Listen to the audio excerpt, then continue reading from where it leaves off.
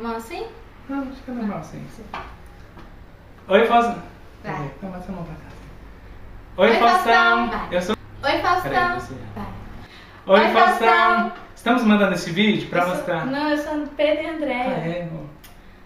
Oi, Faustão. Oi, Faustão. Ai, mas deixa eu ver aqui. Peraí, apesar das mudanças no casamento... Esqueci. Nossa amor continua o mesmo. Nossa mão continua o mesmo. Porque apesar das mudanças...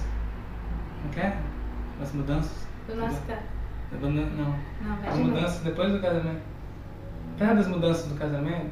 Apesar das mudanças com o casamento, né? Nossa. Apesar das... Ai, amor.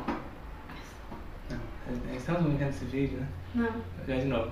Eu falo primeiro? Vai. Vídeo para mostrar que apesar das mudanças... Ai, tá difícil essa frase. Ai, Peraí, o meu é o quê? das mudanças. O nosso amor continua o mesmo, né? Depois do casamento. É. Estamos casados há quase 4 anos. É melhor você falar, estamos casados, senão a minha frase fica muito comprida. Estamos enviando esse vídeo para mostrar que mesmo com as diferenças...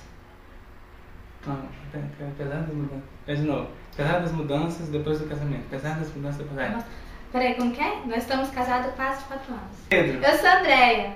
Nós estamos casados há quase 4 anos. Demorou, amor, de novo. Oi, Faustão. Ah, demorei agora.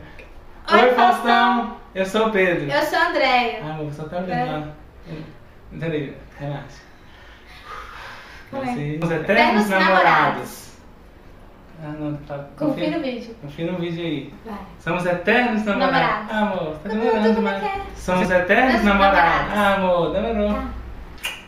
Aí, agora ficou legal. Vamos ver. Vai, Mais uma pra mais garantir, vai. Oi? Peraí.